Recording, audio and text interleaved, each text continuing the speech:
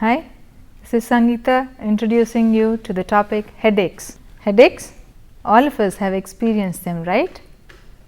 But yes, you will learn a totally different perspective along with me while doing this chapter.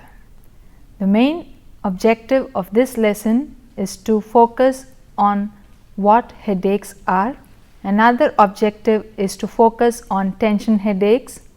Another objective is to elucidate on what migraine headaches are. Yet another objective is to focus on what cluster headaches are. Of course, we will also discuss about the various coping strategies that will equip the person to tackle his headache effectively. Just now in our objectives, we have spoken about tension headaches, cluster headaches, migraine headaches. But to our dismay, there are around 150 plus types of headaches. Yes, tension, migraine and cluster headaches are considered to be the most common ones, but there are a lot many that people suffer from. 90% of the headache has been found to have an emotional cause. Why do we get a headache? We think too much. There is something happening inside that has an emotional bent. That is the reason why we pick up a headache. Though the tension, migraine and cluster headaches are lumped together, they are headaches of different organ systems altogether. You will find that the tension headache is more of a musculoskeletal disorder and the migraine headache is more of the cardiovascular disorder. There are roughly about 20 million migraine sufferers and 100 million tension headache sufferers across United States. Estimates of course in India have not yet been made, but it is estimated that the figures would be as alarming as they are in the United States. Tension headache is commonly described as a feeling that one's head is being compressed in a circular vice. The duration of this disorder varies from just a few hours to a few months. Mind you, it is a few months. The common tension headache is characterized by intense pain, usually encircling the head, although some sufferers report it to be localized on one side. How many number of times that each one of us would have experienced such kind of a headache? Only a certain part of our head aches, but did we give ourselves any reason as to why we got that headache? Did we think that there must have been a psychological cause, a psychophysiological cause to it? No. Pop in some other painkiller and you forget your headache. This type of tension headache usually develops due to periodic intense contraction of the face, the scalp, the neck and the shoulder muscles. So, next time you get a headache, you try to analyze what you had done earlier that you have landed in this kind of a condition. Thus, tension headache is due to the vasoconstriction caused by the contraction of the muscles that are serving the skull. This develops because there is a reduction in the blood supply to arteries and the veins that are there in the skull. These patients do not consider treatment as important. They do not realize the importance of visiting the doctor, but if the frequency of these tension headaches is high, it is strongly recommended that you visit the doctor to get it cured completely. What do these people do? They just pop in an analgesic or a painkiller and it gives them only a temporary relief. Probably after a month or two or even after a fortnight, they might again experience the tension headache. Relaxation technique will definitely help better the situation. Formal treatment consists of giving some muscle relaxant drug. Earlier we spoke that all the muscles were constricted, all the muscles on the face, the scalp, near the skull were constricted. So, a muscle relaxant treatment was found to be effective to deal with the problem of tension headaches. Relaxation techniques have been of great help and they serve as muscle relaxants also. The tension headache is also called the chronic daily headache or the chronic non-progressive headache. These are found to be the most common type of headaches that one could see in the general population at large. These headaches keep coming and going at regular intervals of time. Treating this type of headache is pretty simple, and the person can be encouraged to manage his headache by following healthy habits and indulging in relaxation therapy and also indulging in good amount of exercise. Popping in a painkiller always is not a suggestible option. Choosing methods that are non-drug treatments will prove to be better in the long run. When you use these painkillers on a regular basis to ward off headache, what happens in the long run? You might develop some other problems because of the acidity that is produced by the painkillers. Studies have shown that 90% of women and 70% of men experience tension headaches in their lifetime. Middle-aged people are more prone to these kind of headaches. Now, what are the complications that tension headaches might bring about? The very apparent one is that your productivity levels will take a nosedive. When you are suffering from headache at regular intervals of time and very frequently, you will not be able to concentrate more on your work. At times, you will have to seek absence from work. As a result, there is a straight dip in the levels of your productivity. And what happens as a result? There is poor quality of life. Over the counter pain relievers are found to be the most sought after option, but they are definitely not the best option to deal with your tension headache. Now, we will take a look at what migraine headache is. Each one of us must have had this chance to see a person in our family itself suffering from migraine headache. His condition is absolutely pitiable, or rather her condition also may be pitiable. They are so bogged down with pain that they cannot concentrate on any other job but sleep, sleep and sleep, and that too they lie down, they do not sleep peacefully. Migraine headache is also called as one side headache, which lasts for a few minutes to few hours. It is intense pain which is localized and associated with nausea and giddiness. We have heard our elders at home say, "Oh, you are having a headache, if you vomit you will be fine." So, there is a general notion that when a person suffers from severe headache and it is followed by nausea or vomiting, the headache will generally subside. But this is a case of migraine that the person is suffering from. There are three different types of migraine headaches that we may come across. First one is the classic migraine, second is the common migraine, third is the cluster migraine. What is classic migraine? This is that kind of a headache which includes an aura which precedes actual pain by few minutes to an hour. The aura is usually accompanied by visual disturbance, tingling feeling or numbness. What is the common migraine? Common migraine is a migraine headache that comes without the aura. Cluster migraine, this term cluster migraine refers to that migraine headache which is accompanied by sharp and stabbing pain, and this occurs in multiple episodes. Because it occurs in multiple episodes, we call it cluster migraine. Therefore, migraine headache is a vascular event where the pain arises from the scalp, its blood vessels, its muscles, from the dura mater and into the venous sinuses, and from the blood vessels at the face, neck, head, the blood vessels and the dura mater. So, it is a compounded effect that the blood vessels dilate and become congested with blood.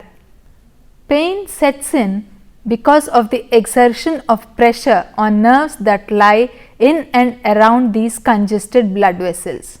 Migraine headaches can occur at any age, but they are found to be predominant in people aged between 16 to 30 years.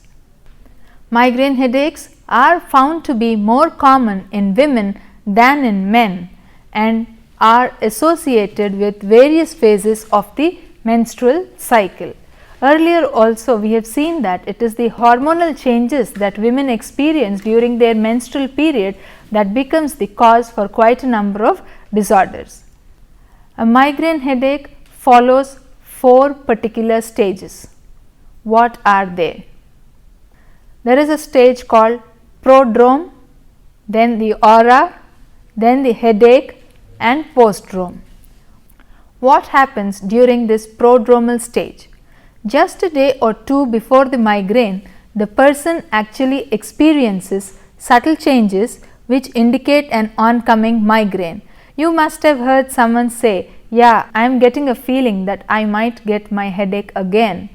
So, there may be constipation, there may be cravings for some kind of food, there may be hyperactivity, there may be irritability, there may be depression, stiffness of the neck and uncontrollable yawning. When such symptoms occur, they do occur in the initial stages of, or they are just warning signals that your migraine is on its way.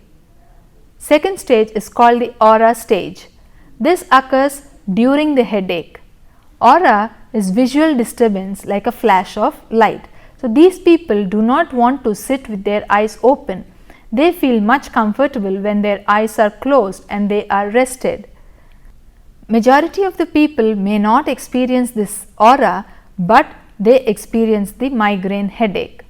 The third stage is the actual headache or the attack. The frequency of each of these stages differs from one person to another. One particular person may have migraine for more than once in a month, but another person may get it only once in 6 months. During migraine, the person may experience pain on just one side or on both sides. This pain is a stabbing pain and throbbing in nature. There is blurred vision, there is nausea and vomiting, there is dizziness and also great sensitivity to light. He wishes, or the person wishes, to sleep only in the dark. The final stage is the postdrome stage. This stage occurs after the migraine attack.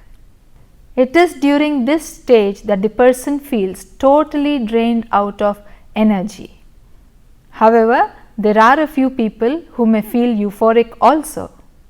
The exact etiology of migraine headaches is not known, but again family history forms a strong base and suggests that if it exists in the family, there is a high chance that people also might inherit the same.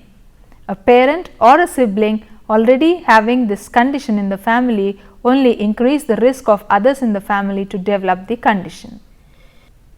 Migraine is generally associated with some kind of odors, noises, sensitivity to light, loss of appetite, stomach upset, nausea or vomiting.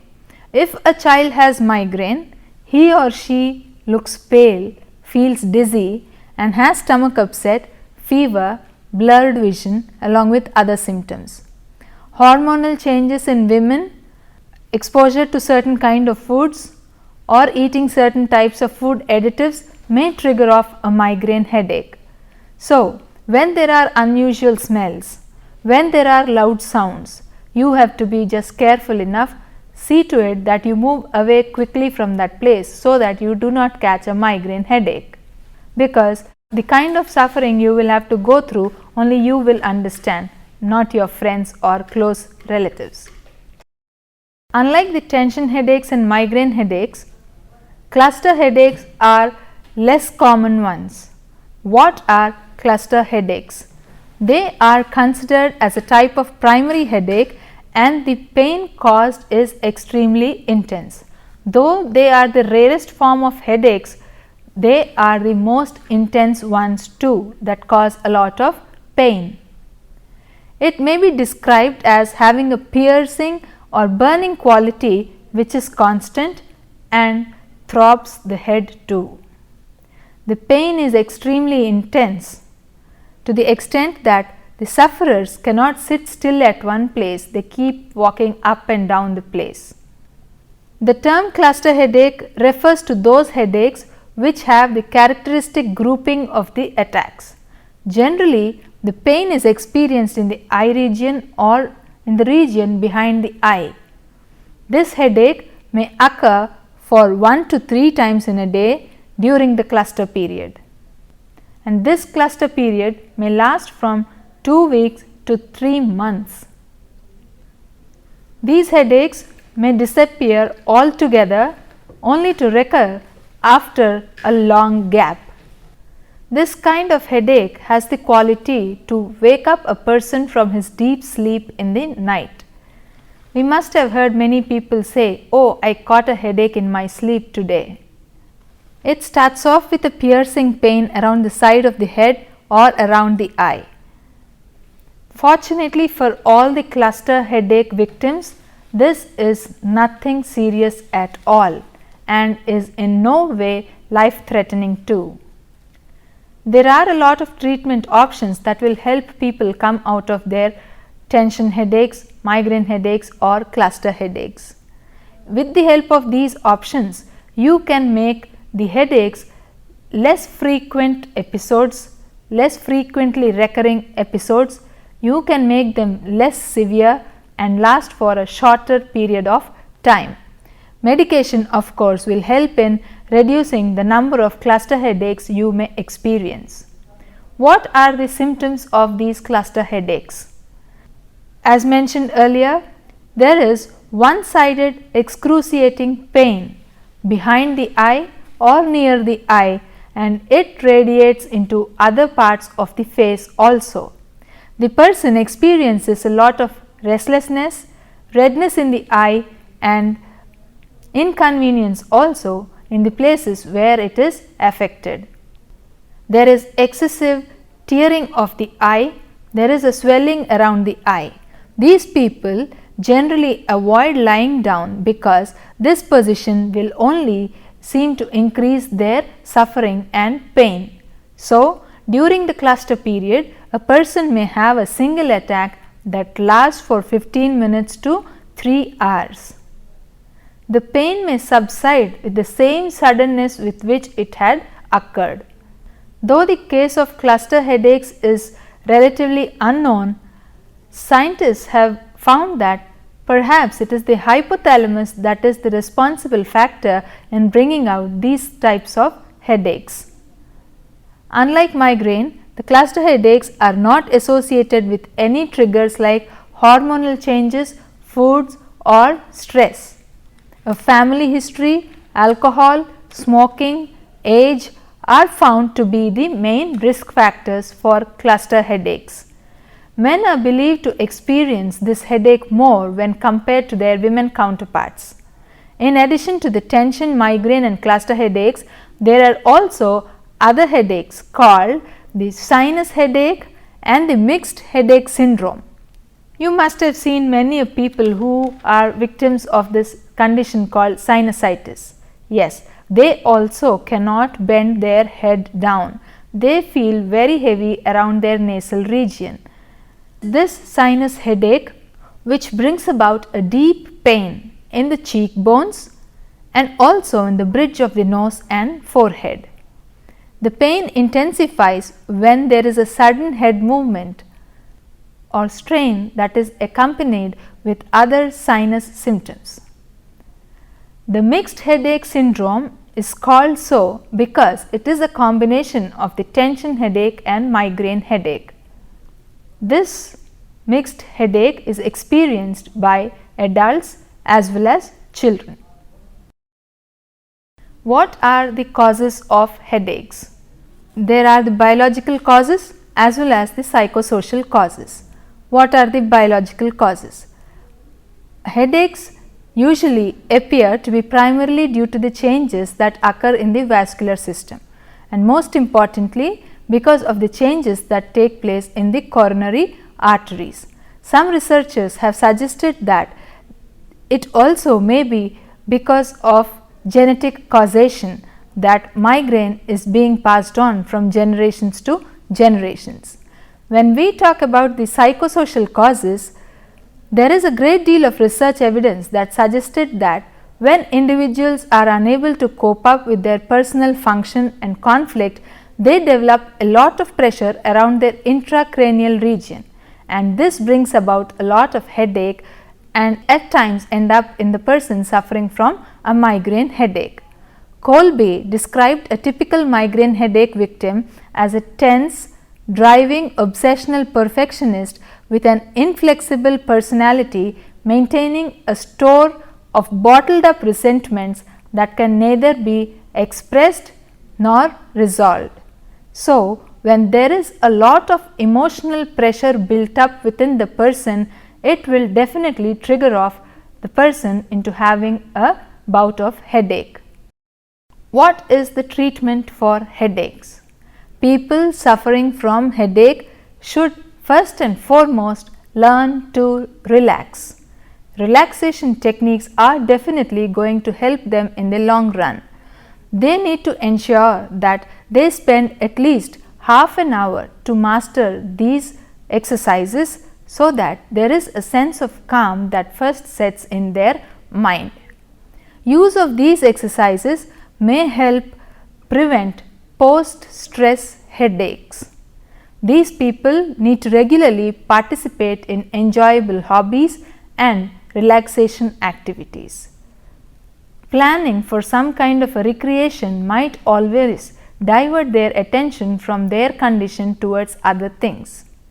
So, when the person engages in regular physical activity and when he sticks to a proper diet and follows good lifestyle habits, he can definitely tackle his problem of recurrent episodes of headache. In some cases, migraine is treated as being a form of suppressed anger, hostility and guilt.